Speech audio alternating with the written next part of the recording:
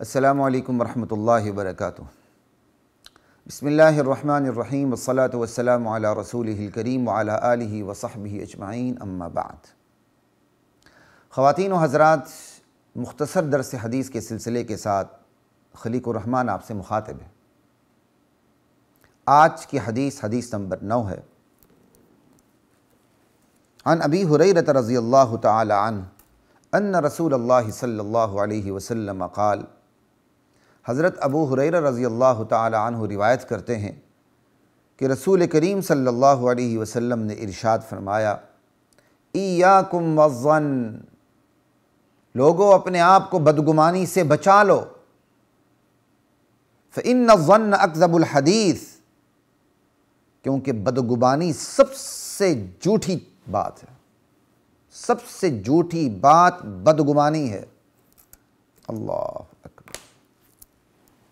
یہ حدیث جامع ترمذی میں ہے اور اس حدیث کا نمبر جامع ترمذی کے حوالے سے 1988 ہے، اور یہ صحیح بخاری میں بھی ہے، صحیح مسلم میں بھی ہے، ٹھیک ہے، یہی حدیث۔ لیکن اتنی حدیث کا یہ ٹکڑا ترمذی شریف میں ہے، اور جس کا نمبر میں نے آپ کو بتا دیا 1988۔ اس حدیث کا جو مضمون ہے وہ آپ کے سامنے ہے کہ بدگمانی سے اپنے آپ کو بچانا ہے، کیونکہ بدگمانی جتنی جھوٹی چیز کوئی اور، جھوٹی بات کوئی اور نہیں۔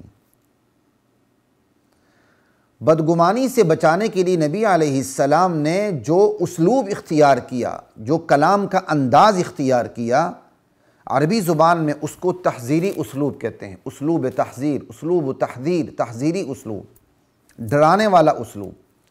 جملہ ایک ہوتا ہے، مفہوم اس کے اندر جملہ ایک ہوتا ہے، لیکن اس جملے کے اندر ہی ریپیٹیشن ہوتی ہے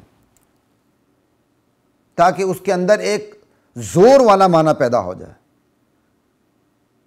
اب دیکھیں نا، کہا ایاکم والظن، لوگوں اپنے آپ کو بدگمانی سے بچا لو۔ اس کا یہ پورا ترجمہ نہیں ہے، چونکہ اردو زبان عربی کے اس تحذیری اسلوب سے نامانوس ہے، تو اس لیے ترجمہ کرتے وقت آپ کے سامنے کہہ دیا جاتا ہے کہ مناسب ترجمہ کر دیتے ہیں کہ لوگوں اپنے آپ کو بدگمانی سے بچا لو، حالانکہ اس کا حقیقی ترجمہ کیا ہے؟ ایاکم والظن، لوگوں اپنے آپ کو بدگمانیوں سے بچاؤ، بدگمانیوں کو اپنے آپ سے بچاؤ۔ یہ عربی کا ایک اسلوب ہے جو اردو میں نامانوس ہے، جیسے القاریعۃ ما القاریعہ وما ادراک ما القاریعہ، الحاقۃ ما الحاقہ وما ادراک ما الحاقہ، القاریعہ ما القاریہ، کھڑکھڑانے والی، تمہیں کیا معلوم کھڑکھڑانے والی کیا چیز ہے؟ کیا ہے کھڑکھڑانے والی چیز؟ اور تمہیں کیا معلوم کھڑکھڑانے والی چیز کیا ہے؟ اب یہ وہ اسلوب ہے جو اردو زبان میں نامانوس ہے، لیکن عربی کے اندر یہ بہت ہی بلیغ اسلوب ہے۔ کلام میں زور پیدا کرنا مقصد ہو تو یہ اسلوب اختیار کیا جاتا ہے۔ بالکل اسی طرح ایاکم والظن یہ تحذیری اسلوب ہے جو اردو زبان میں نامانوس ہے، نامعلوم ہے، ہمیں عجیب سا لگتا ہے، لیکن یہ اس اسلوب کا کمال یہ ہے، جملہ ایک ہوتا ہے لیکن اس کے اندر ہی تکرار ہوتا ہے۔ لوگوں اپنے آپ کو بدگمانیوں سے بچاؤ، بدگمانیوں کو اپنے آپ سے بچاؤ۔ اگر اس بات کو زیادہ بہتر طریقے سے سمجھنا ہو تو ایک اور مثال دیتا ہوں جو ہم نے درس نظامی میں ہدایت النحو میں پڑھی تھی۔ ایاک والاسد، شیر کو دیکھ لیا، بندہ اب شیر سے کسی کو ڈرا رہا ہے، یار آگے شیر ہے بچو، سمجھائی؟ جیسے ہم اردو میں کہتے ہیں شیر شیر شیر شیر، وہ کوئی 10 دفعہ شیر تو نہیں آ رہا ہوتا، شیر تو ایک ہی دفعہ، لیکن آپ ریپیٹ کیوں کرتے ہیں؟ تاکہ کلام میں زور پیدا ہو، شیر شیر شیر۔ بالکل اسی طرح عربی میں ایاک والاسد، ارے بندے اپنے آپ کو شیر سے بچاؤ، شیر کو اپنے آپ سے بچاؤ۔ اس کا پورا لفظی ترجمہ یہ ہے، لیکن محاورتاً اس کا خلاصہ کیا نکلے گا؟ شیر سے بچو، شیر سے بچو، شیر سے بچو۔ بالکل اسی طرح ایاکم والظن، اپنے آپ کو بدگمانیوں سے بچاؤ، بدگمانیوں کو اپنے آپ سے بچاؤ۔ کیا مطلب؟ بدگمانی سے بچو، بدگمانی سے بچو۔ یہ تحذیری اسلوب کہلاتا ہے، چونکہ بدگمانی بدترین جھوٹ ہے اور سب سے جھوٹی چیز بدگمانی ہے، اس لیے نبی علیہ السلام نے بدگمانی سے اپنی امت کو بچانے کے لیے یہ تحذیری اسلوب استعمال فرمایا۔ اور یہاں لفظ مطلق ظن لفظ ہے، ظن کا مطلب تو گمان ہوتا ہے، بدگمانی تو نہیں ہوتا۔ لیکن یاد رکھیے، یہاں چونکہ کلام کا سیاق و سباق بتا رہا ہے، اس کلام کا چلاؤ بتا رہا ہے کہ یہاں گمان سے مراد کوئی مطلق گمان نہیں ہے، گمان سے مراد وہ گمان ہے جس کی بنیاد دلیل پہ نہ ہو۔ تو وہ گمان جس کی بنیاد دلیل پہ نہیں ہوتی ہے، محض اپنے خیالات پہ ہوتی ہے، تو وہ بدگمانی نہیں تو اور کیا ہوتی ہے؟ تو اس لیے یہاں گمان سے مراد بدگمانی ہے۔ ایک یہ بات بھی یاد رکھ لیں، ٹھیک ہے نا جی، کہ اپنے آپ کو لوگوں بدگمانیوں سے بچا لو۔ اور اگلی بات کہ آج آپ دیکھ لیں کہ نبی علیہ السلام نے اس امت کو کس طرح آپس وحدت کی لڑی میں پرویا، اور وحدت کی لڑی میں پرونے کے بعد نبی علیہ السلام نے اپنے عمل سے کیسے ظاہر فرمایا کہ وہ اس وحدت کی لڑی کو اپنی امت کے اندر تا قیامت دیکھنا چاہتے ہیں۔ اسی لیے آپ نے یہ اپنی امت کو ترغیب دی کہ اپنے آپ کو لوگوں بدگمانیوں سے بچاؤ، کیونکہ بڑی بڑی دشمنیاں ہوتی ہیں لوگوں کے درمیان، 10 20 سال، نصف صدی تک قتل و غارت ہوتی رہتی ہے، اور جب صلح کی نوبت آتی ہے یا تحقیق کی نوبت آتی ہے تو پتہ چلتا ہے کہ دشمنی کا جہاں سے آغاز ہوا تھا وہ آغاز ہی بدگمانی سے ہوا تھا، نیچے کچھ بھی نہیں تھا۔ اللہ اکبر۔ تو بدگمانی اتنی بدترین چیز ہے کہ یہ بندے کو قتل و غارت تک پہنچا دیتی ہے۔ بدگمانی اتنی بدترین چیز ہے، یہ بندے کو دیندار سے بے دین کر دیتی ہے۔ آپ ایک عالم دین سے بدگمان ہوتے ہیں، یہ تو اب دینداروں کے اندر بھی یہ بڑی بیماری عام ہو چکی ہے۔ اپنے آپ کو بڑے توحیدی اور بڑے کیا کہتے ہیں پتہ نہیں کیا کیا القاب دینے والے جب باتیں کرتے ہوئے بیٹھتے ہیں نا، تو ان کا ماشاءاللہ سب سے میٹھا اور چلتا ہوا موضوع علماء پر تنقید ہوتی ہے، فلاں نے یہ کیا، فلاں نے یہ کیا، فلاں نے یہ کیا، اور خود سب سے بڑے ایک نمبر کے بےایمان ہوتے ہیں، دغاباز ہوتے ہیں، اور علماء کے اوپر اعتراض کر رہے ہوتے ہیں کہ فلاں نے یہ کیا، فلاں نے یہ کیا، فلاں نے یہ کیا۔ انا للہ۔ کچھ ایسی مجلسوں کی باتیں میرے ذہن میں جو میرے ذہن سے نکلتی نہیں ہیں، کہ خود بندہ دغا کر رہا ہوتا ہے اور علماء پر الزام دے رہا ہوتا ہے کہ فلاں نے دغا کیا، فلاں نے دغا کیا، فلاں نے دغا کی۔ تو یہ بدگمانی بندے کو دیندار سے بے دین بنا دیتی ہے۔ اگر آپ ایک بہت نیک شخص کسی بڑے اچھے عالم کے بارے میں بدگمان ہوتے ہیں تو لامال شیطان آپ کے ذہن میں نہیں ڈالے گا کہ ارے بھائی جن کو ہم پہنچی ہوئی سرکار سمجھتے تھے، یہ اگر اس ٹائپ کا بندہ ہے، اس کیٹیگری کا بندہ ہے، تو ہمارا ہما شما کا کیا قصہ ہے؟ تو وہ یہ بدگمانی آپ کو بے عمل بنا دے گی کہ یار یہ ایسے کر سکتے ہیں، یہ جہنم سے چھوٹ سکتے ہیں، تو ہم تو سیدھے جنت میں گئے۔ یہ لوگوں میں اب چیز عام ہو چکی ہے، فلاں اگر چلا گیا نا جنت میں پہلے اس سے پہلے جاؤں گا۔ انا للہ و انا الیہ راجعون۔ یہ الفاظ بتاتے ہیں کہ بدگمانی بندے کو بدعمل بنا دیتی۔ بندہ کہتا ہے یار اتنا جو لوگوں کے درمیان اتنا مشہور ہے، نیک ہے، اگر وچوں یہی ایسا ہے، وہ بھی بدگمانی کی بنیاد پر، جو اس نے اپنی طرف سے بدگمانی کے بعد ایک اس کی منظر کشی کر لی، یہ ایسا ہے، پھر ہمارا کیا؟ پھر بندہ عمل میں سست پڑ جاتا ہے۔ یہ بات یاد رکھیں، عمل میں سست پڑ جاتا ہے۔ جیسے کسی کے علم کے بارے میں بدگمان ہو جائے، خود اس کے اندر کچھ نہ ہو، اور ہر ایک کو بے علم سمجھے، تو خود علم حاصل کرنے میں سست ہو جاتا ہے۔ کیوں؟ وہ اپنے آپ کو بہت ہی بڑا عالم سمجھنے لگتا ہے۔ اسی طرح کسی کے عمل کے بارے میں بندہ بدگمان ہو جائے تو وہ پھر اپنے عمل کو کافی سمجھتا ہے، تو اپنے عمل کو کافی سمجھنے والا بہرحال نیچے گر جاتا ہے، تو وہ بے عمل ہو جاتا ہے۔ اس لیے اپنے آپ کو بدگمانی سے بچانا ہے۔ یہ تو بڑی بڑی دشمنیوں کی بنیاد نیچے جب اس کا صحیح کھرا نکلتا ہے، نیچے تک پہنچیں اور تحقیق کریں تو پتہ چلتا ہے کہ یہاں تو کچھ بھی نہیں تھا سوائے بدگمانی کے۔ آج بہت بڑی تعداد رشتہ داروں کے اندر، دوست احباب کے اندر یہی بات ہوتی ہے کہ وہ ایک دوسرے سے دور ہو جاتے ہیں، بدگمانیوں کی بنیاد پہ دور ہو جاتے ہیں ایک دوسرے سے۔ اور بعض لوگوں کی یہ عادت ہوتی ہے بدگمان ہونا، ان کی عادت ہوتی ہے، وہ اپنے آپ کو جتنا مرضی روک لیں، ان کی عادت ہوتی ہے بدگمان ہونا۔ وہ بے اختیار کسی نہ کسی طرح ایسے بدگمان ہوتے ہیں کہ وہ خود کسی کو کیا اکیلا کرے، خود وہ اکیلے ہو کے رہ جاتے ہیں۔ اس لیے اپنے آپ کو بدگمانیوں سے بچائیں، اور نبی علیہ السلام نے جو انداز اختیار کیا کہ بدگمانیوں کو اپنے آپ سے بچاؤ، اپنے آپ کو بدگمانیوں سے بچاؤ، کیا مطلب؟ تمہارے اور بدگمانیوں کے درمیان مشرق و مغرب کا فاصلہ ہونا چاہیے کہ بدگمانی تمہارے قریب نہ آ سکے، تم بدگمانی کے قریب نہ جا سکو، یہ مطلب ہے۔ تحذیری اسلوب کا یہ مطلب مثال کے طور پر اللہ نے مجھے بھی بات سمجھائی تو میں نے زیادہ اچھے طریقے سے آپ کو سمجھا دیا کہ اپنے آپ کو بدگمانیوں سے بچاؤ، بدگمانیوں کو اپنے آپ سے بچاؤ۔ حذروا انفسکم من الظن، اللہ اکبر۔ اور وحذروا الظن من انفسکم، اپنے آپ کو بدگمانیوں سے بچاؤ اور بدگمانیوں کو اپنے آپ سے بچاؤ۔ تو اللہ تعالیٰ میری اور آپ کی حفاظت فرمائے۔ چونکہ یہاں بدگمانیوں پہ بات آ رہی تھی تو پھر گمان کی اقسام پر بھی تھوڑی سی بات کر لیتے ہیں تاکہ تھوڑی سی کلیئرٹی آ جائے۔ ظن پہ بات ہو رہی تو ظن کی 3 اقسام ہیں۔ ظن یقین کے معنی میں بھی آتا ہے، وہ ایک الگ بات ہے، لیکن ہم اس حدیث کے تحت ان چیزوں پہ نہیں جائیں گے، بس اتنی ہی میں بات کروں گا جس سے حدیث کے اندر مزید کلیئرٹی آ جائے سمجھنے میں۔ ظن واجب بھی ہے، ظن جائز یعنی ظن مباح بھی ہے، اور ظن حرام بھی ہے۔ ظن واجب، اللہ کے ساتھ اچھا گمان رکھنا واجب ہے، اللہ کے ساتھ حسن ظن رکھنا واجب ہے۔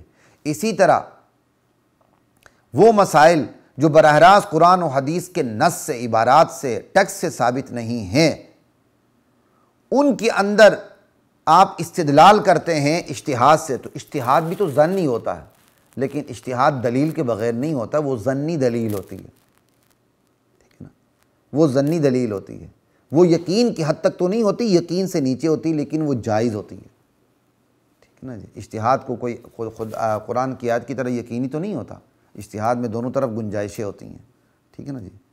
تو یہ ظن حقیقی غیر منصوص مسائل میں، وہ مسائل جو قرآن و حدیث کی آیات سے براہ راست ثابت نہیں ہو رہی ہیں اور ایک عام آدمی کو پتہ نہیں چلتا، علماء مسائل اخذ کر کے آپ کے سامنے رکھتے ہیں دلائل اور اجتہاد کی بنیاد پر، وہ بھی ظن ہے، ٹھیک ہے، لیکن وہ ظن منع نہیں ہے، وہ اچھی چیز ہے۔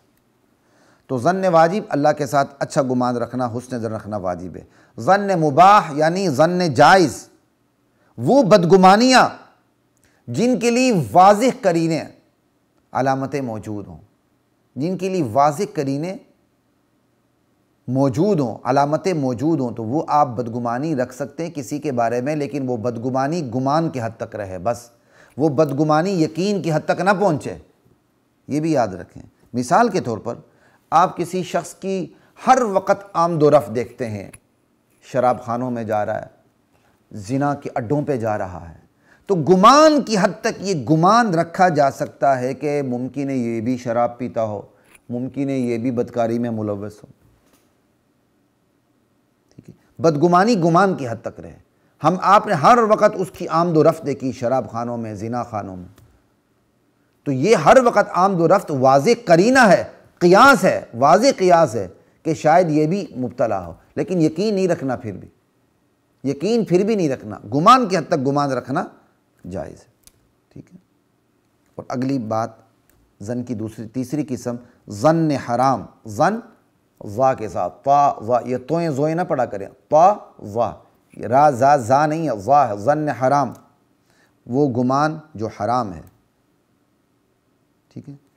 کسی کو سینما کے سامنے سے گزرتے دیکھ لیا، کہا مولوی صاحب ادھر ہمیں کہتے ہو فلمیں نہ دیکھو، خود دیکھو سینما کے اندر سے نکل رہا ہے، وہ پتہ نہیں بیچارہ کس مجبوری کے تحت اندر سے اس گیٹ سے گزر رہا ہوگا یا کسی سے ملنے گیا ہوگا، اگرچہ اس کو ایسا نہیں کرنا چاہیے، نیچے بات آ رہی ہے، لیکن محض شراب خانے میں سے باہر نکلنا، کسی کو دیکھ لیا آپ نے، محض کسی خاتون سے بات کرتے ہوئے آپ نے کسی کو دیکھ لیا نامحرم خاتون سے بات کرتے ہوئے، انشاءاللہ جو اس سے اگلی ہم حدیث بیان کریں گے وہ نبی علیہ السلام کے حوالے سے بھی بیان کریں گے۔ مجھے تو آج تھوڑا سا ہلکا سا پڑھتے ہوئے رونا آ گیا تھا، انشاءاللہ وہ اللہ تعالیٰ نے چاہا تو ہم ایک آدھ دن بعد اس پہ بات کریں گے، تو یہاں اتنی بات کافی ہے۔ محض کسی آپ نے ایک شخص کو نامحرم عورت کے ساتھ دیکھ لیا، اچانک اس کو سینما کے اندر سے نکلتے ہوئے دیکھ لیا، اچانک آپ نے شراب خانے سے پاس سے کسی کو گزرتے ہوئے دیکھ لیا، اور آپ نے پوری کہانی گڑھ لی کہ یہ تو شراب پیتا ہوگا، یہ تو زنا کرتا ہوگا، اس کے تو نامحرم خواتین کے ساتھ تعلقات ہوں گے، یہ ظن حرام ہے، اس کی کوئی اجازت نہیں۔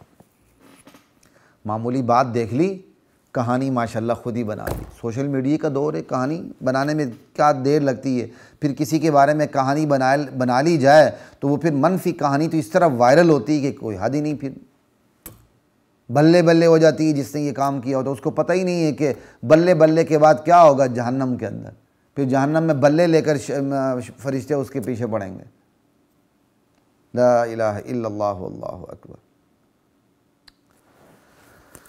تو محض کسی کے اندر چھوٹی سی چیز دیکھ لینا اور خود ہی اس سے بدگمان ہو جانا، یہ ناجائز ہے، اس کی کوئی گنجائش شریعت میں نہیں۔ ایک بات اور ایک اور بات اس حوالے سے یاد رکھیں، سوشل میڈیا میں اس وقت دین کے نام سے یتیم سکالروں کی بڑی بہتات ہے، یتیم اسکالر میں انہیں کہہ رہا ہوں جن کے پس منظر میں دینی تعلیم نہیں ہے، محض اردو کی کتابوں کا یا انگلش کی کتابوں کا مطالعہ، اس سے انہوں نے دین اخذ کیا بس، اور وہ بنے ہیں جناب علی پورے امام ابن تیمیہ، امام شافعی اور امام احمد بن حنبل، امام ابو حنیفہ بن کے سامنے آ رہے ہیں، اور پورے مولوی بن کے سامنے آ رہے ہیں، پورے عالم دین اور فقیہ بن کے سامنے آ رہے ہیں، اور بیڑا غرق کر رہے ہیں اپنا بھی اور معاشرے کا بھی، وہ بھی دین کے عنوان سے۔ انا للہ و انا الیہ راجعون۔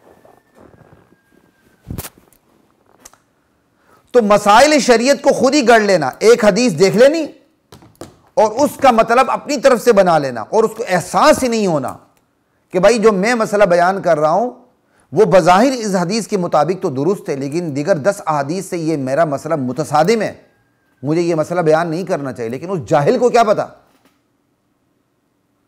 وہ تھوڑی دیر کے لیے مجتہد بن چکا ہے، تو وہ مسائل گڑھنا شروع کر دیا اس نے۔ یہ بھی ظن حرام کے اندر شامل ہے، کیونکہ اجتہادی مسائل کا تعلق بھی ظن سے ہوتا ہے، لیکن وہ ظن درست ہے جو دلیل کی بنیاد پر ہو۔ اس کمبخت یتیم کے پاس تو دلیل ہے ہی نہیں ہے، جس کو وہ دلیل بنائے اس سے متصادم دیگر چیزیں بھی موجود ہیں۔ اب ان تمام دلیلوں کے اندر ایک مطابقت کیسے پیدا کی جائے، اس کے لیے اس کے پاس علم ہی نہیں ہے۔ علم کیا ہے؟ لوگوں کو کہتا پھرتا 2 مہینے کا عربی کورس کر لو تمہیں پورا دین سمجھ آ جائے گا، کہ سیرت کی کتاب پڑھ لو تمہیں پورا دین سمجھ آ جائے گا۔ ایسے احمق الناس کھوتے سوشل میڈیا پہ پائے جاتے ہیں۔ انا للہ و انا الیہ راجعون۔ ان لوگوں سے بچیں، اپنا دین کو بچائیں۔ اگر وہ کوئی کام دین کے حوالے سے کوئی بہتر کر رہے ہیں تو دوسرا کام خراب بھی کر رہے ہیں، تو ان کے بہتر کاموں سے بھی لوگوں کو بچا لیں، کیونکہ لوگ بہتر کاموں سے ان سے انسپائر ہوں گے اور ان کے بدتر کام کو بھی وہ جلدی قبول کر لیں گے۔ اس لیے مجھے اپنے سوشل میڈیا کے اوپر اپنے ان اچھے علماء سے گھلا ہے جو بعض ایسے غیر معتبر لوگوں کا نام بھی لے لیتے ہیں، یا ان کی تعریف میں یا ان کی تنقید میں، دونوں صورتوں میں وہ جن کا نام لیا اس کی کیا کہتے ہیں ریٹنگ بڑھا رہے ہوتے ہیں۔ ہاں بسا اوقات کوئی ایسی چیز ہوتی ہے کہ نام لینا ضروری ہوتا ہے کہ آپ ان پر صحیح طرح سے نشتر زنی کریں تاکہ لوگ بچیں،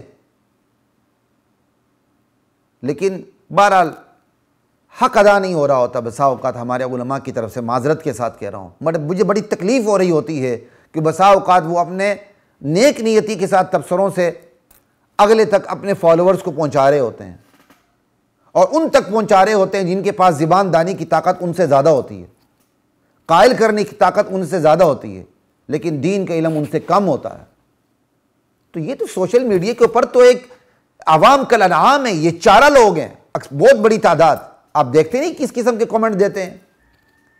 تو آپ اپنے فالوورز کو ان کے پاس بھیج کے بیڑا غرق نہ کریں۔ تو سوشل میڈیا کے اوپر تو اب ایسے لوگوں کی بہت بڑی بہتات ہے جو دین کے نام پر آ کر دینی مسائل بیان کرتی ہے، لیکن پیچھے سے دین کا پس منظر ہی نہیں ہے، علم ہی نہیں ہے۔ خود ان کو عربی کے 2 لفظ آتے ہوں گے اور اپنی پوری کمیونٹی کو، اپنے آڈینس کو کہتے ہیں 2 مہینے کا سال کا عربی کا کورس کر لو، بس تم دین خود بخود سمجھ جاؤ گے۔ شرم آنی چاہیے۔ یہ بھی کہہ دو سال کا کورس کر لو تم ڈاکٹر بن جاؤ گے، سال کا کورس کر لو تم انجینئر بن جاؤ گے، 6 مہینے کا کورس کر لو تم کیا کہتے ہیں پاکستان کے تم بہت بڑے تم آرکیٹیکٹ ہو جاؤ گے۔ کیوں نہیں کہتے ہیں سال میں MBBS کروائیں، 6 مہینے میں انجینئر بنوائیں؟ لیکن یہ دین اتنا یتیم ہے جس کے بارے میں نام نہاد احمق قسم کے لوگ آ کے کہتے ہیں 2 مہینے کا سال کا کورس کر لو، دین سمجھ آ جائے گا، مولویوں کی تمہیں محتاجی نہیں رہے گی۔ چونکہ خود انہوں نے ان کے دماغ کے اندر دین کے حوالے سے کھچڑی پکی ہوتی ہے، اس لیے ان کو سمجھ ہی نہیں ہوتی۔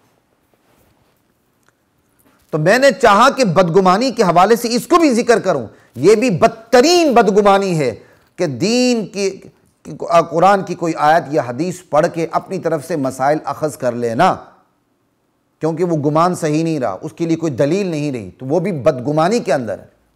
اور یہ کوئی میں اپنی طرف سے نہیں کہہ رہا، حضرت تھانوی رحمۃ اللہ علیہ نے جو گمان کی 3 اقسام بیان فرمائی ہیں، اس کے تحت باقاعدہ ظن حرام میں آپ نے یہ مسائل بیان کی ہے، مسائل آپ نے یہ مثال کیا کہتے ہیں یہ بیان کی ہے کہ ظن حرام کیا ہے؟ عقائد میں، مسائل میں اپنی طرف سے مسائل کو گھڑ لینا بلا دلیل، یہ بھی ظن حرام ہے۔ لا الہ الا اللہ واللہ اکبر۔ تفسیر ماجدی میں مولانا عبد الماجد دریابادی رحمۃ اللہ علیہ نے حضرت تھانوی کے حوالے سے ظن کی 3 اقسام بیان کی ہیں، ظن واجب، ظن مباح، ظن حرام۔ وہاں مولانا ماجد دریابادی نے ظن حرام کی یہ مثال دی، اور غالباً یہ مثال انہوں نے حضرت تھانوی ہی سے لی ہے۔ اللہ اکبر۔ تو اس لیے صرف بدگمانی ذات کی حد تک نہیں ہے، بلکہ بدگمانی دین کی حد تک آ جاتی ہے۔ تو ایک طرف جہاں کہا گیا کہ بدگمانیوں سے بچو، تو دوسری طرف جس کے بارے میں دوسری طرف ایک امت کو دوسرا حکم دیا گیا ہے جو حدیث کے مجموعی ذخیرے سے بات ثابت ہوتی ہے کہ اپنے آپ کو تہمت کی جگہوں سے بھی بچاؤ۔ خصوصاً ایک مقتدی شخص جس کی لوگ پیروی کرتے ہیں خصوصاً دین کے حوالے سے، کیا تک بنتا ہے کہ وہ بازار حسن کے درمیان سے گزرے؟ کیا تک بنتا ہے کہ وہ کسی سینما گیٹ کے اندر داخل ہو کے کسی سے ملنے جائے؟ اس کی نیت تو ٹھیک ہوگی، لیکن جب اس کا کوئی مقتدی ان کو سینما کے اندر دیکھ لے گا تو وہ سمجھے گا کیا بدگمان ہوگا، تو اس کی بدگمانی اپنی جگہ غلط، لیکن بدگمانی کا موقع مولوی صاحب نے فراہم کر دیا۔ کیا تک بنتا ہے کہ خود جا کے آپ کسی نامحرم عورت کے ساتھ کھڑے ہو کے گپوٹیشن شروع کر دیں؟ آپ نے دوسروں کو بدگمانی کا موقع دے دیا۔ ہاں آپ گزر رہے ہیں، اچانک ایک خاتون آتی ہے، آپ سے مسئلہ پوچھ لیتی ہے، آپ طریقے سے مسئلے کا جواب دیتے ہیں، ٹھیک ہے، کوئی حرج نہیں، لیکن خود ہی بدگمانیوں کے مواقع فراہم کرنا بہرحال یہ غلط ہے۔ تو جہاں ایک طرف حکم یہ ہے کہ بدگمانی سے بچو، وہاں امت کو دوسری طرف حکم یہ بھی ہے کہ کسی کے لیے بدگمانی کے مواقع پیدا بھی نہ کریں آپ، کسی کے لیے بدگمانی کے مواقع پیدا بھی نہ کریں۔ تبلیغی حضرات کی ایک بات مجھے بہت اچھی لگتی ہے، کہتے ہیں کسی کو گناہ کا موقع نہ دو، اپنی چیزوں کی خود حفاظت کیا کرو۔ بڑی اچھی باتیں کرتے ہیں تبلیغی ساتھی، بعض باتیں ان کی بڑی کمال کی ہوتی ہیں۔ کہتے ہیں کسی کو گناہ کا موقع نہ دو، اپنی چیزوں کی خود حفاظت کرو۔ اگر آپ اپنی جوتی کی حفاظت نہیں کریں گے، اپنے موبائل کی حفاظت نہیں کریں گے، اگلے کے ایمان ڈاواڈول لے جائے گا، جوتی چوری کر لے گا، موبائل چوری کر لے گا، بسترا چوری کر لے گا، تو وہ اس کا چوری کرنا غلط، لیکن آپ کو اس کو موقع دینا بھی غلط۔ تو اس لیے جہاں شریعت میں حکم ہے بدگمانی سے بچو، وہاں شریعت کا یہ بھی حکم ہے جو مجموعی طور پہ ثابت ہوتا ہے کہ اب تہمت سے بچو، بدگمانی کا موقع دینے سے بچیں کہ اگلا آپ سے بدگمان ہو۔ انشاءاللہ حدیث نمبر 10 کے ساتھ آپ کے ساتھ پھر ملاقات ہوگی، تب تک کے لیے اجازت دیجیے۔ السلام علیکم ورحمۃ اللہ وبرکاتہ۔